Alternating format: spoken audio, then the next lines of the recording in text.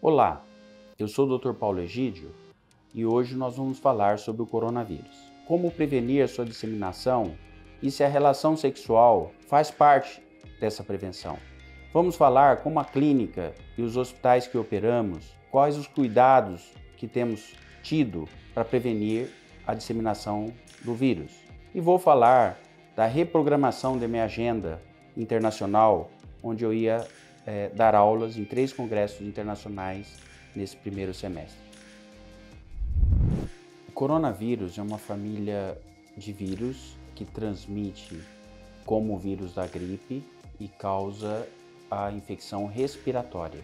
A transmissão do coronavírus é pelo contato íntimo, pela via respiratória, principalmente, onde o espirro, o aperto de mão, o beijo, tudo que produz um contato íntimo para que a partícula viral se transmita de um paciente para outro. A atividade sexual, por ser um contato íntimo, ela pode transmitir o vírus. Obviamente, se você está num ambiente íntimo, onde nenhum dos dois tem os sintomas, a probabilidade de transmissão na ausência do vírus, ela praticamente não existe. Quem pode ser infectado pelo vírus? Teoricamente, todo ser humano pode transmitir de uma pessoa para outra. Quem terá maior prejuízo com o vírus infectando o paciente? São aqueles pacientes que têm uma imunidade pior, uma doença respiratória já, uma bronquite, uma doença pulmonar obstrutiva crônica, que é chamada DPLC. Então, o fumante de longa data, ele,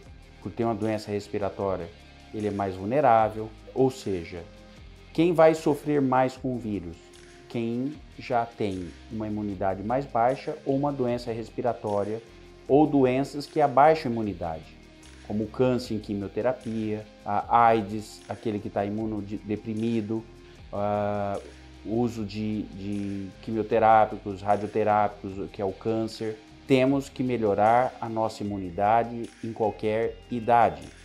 Como nós podemos fazer isso? Evitar doenças crônicas, um hábito mais saudável de vida, uma alimentação mais saudável com frutas, verduras, proteínas, sucos naturais. Ou seja, você permite, através da alimentação, que o seu corpo tenha melhor resistência a qualquer vírus, não só o coronavírus. E também os cuidados de higiene. Cuidados de higiene que são os mesmos para não transmitir a gripe. Ou seja, lavar as mãos antes de tocar qualquer alimento. Evitar o contato íntimo em quem está gripado ou quem supostamente está com coronavírus. Aproximando das pessoas, dando as mãos, ou espirrar sem uma proteção. Os cuidados de prevenir a transmissão do coronavírus são os mesmos de prevenir e os cuidados de prevenir uma gripe, que todos já vivenciaram. Isso é um cuidado individual e coletivo.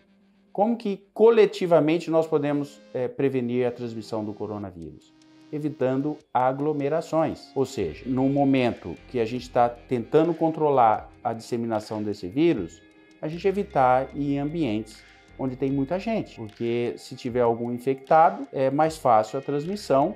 Isso vai de forma geométrica, de um para outro, depois vai se multiplicando. Então, esse cuidado inicial de evitar aglomerações, além dos cuidados individuais que eu já falei para melhorar a imunidade, e principalmente os idosos e os imunodeprimidos ou com doença respiratória devem tomar mais cuidado ainda. Os cuidados que temos tomado para evitar a disseminação do vírus os cuidados com a higienização mais rigorosa ainda que sempre foi no momento de transmissão maior.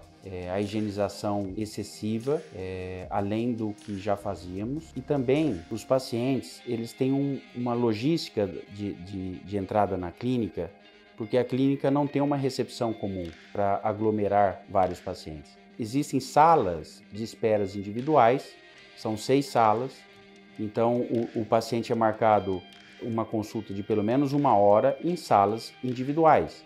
Ou seja, eles não se aglomeram. Esse cuidado previne a disseminação de vírus.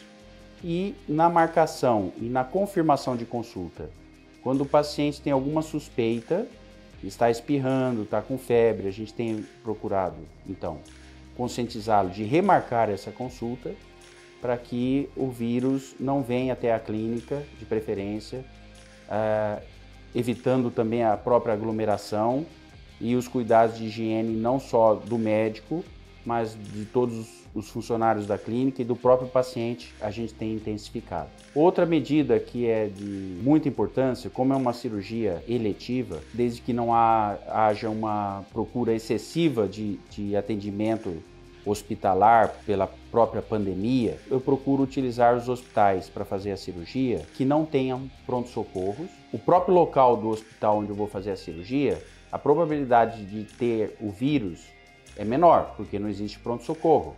Outro detalhe, o doente entra no mesmo dia, faz a cirurgia e sai no mesmo dia. Ou seja, a permanência no ambiente de hospital sem pronto-socorro é muito pequena. Isso minimiza também a disseminação do vírus.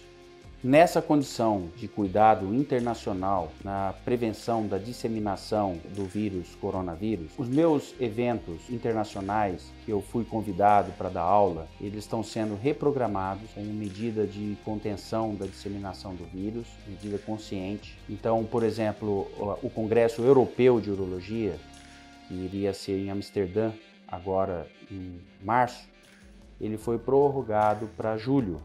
Porque julho já existe um certo controle dessa disseminação viral. O próprio hemisfério norte ele vai estar mais aquecido, eles vão estar no verão e é sabido que o vírus em ambiente quente e de umidade elevada, ele dissemina menos. Ou seja, conscientemente mudou-se esse congresso para julho, onde eu iria apresentar 2 aulas.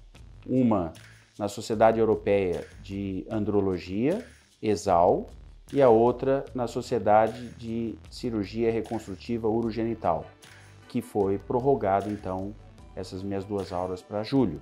O congresso Masterclass for Serious Implanters, que existe em Londres, que eu iria dar uma aula da reconstrução do pênis no momento de implantar a prótese peniana, ajustando o calibre e tamanho, e ajustaria então a prótese para o pênis reconstruído, também sofreu uma reprogramação de data para setembro. O Congresso Americano de Urologia, que iria ser em maio, onde foi aceito a apresentação da técnica de Egídio 2.0, que é a expansão tecidual sem a utilização de enxertos, que foi aceito para eu apresentar no Congresso Americano de Urologia em Washington, também sofreu uma reprogramação em virtude da consciência internacional na prevenção da disseminação do coronavírus. Então,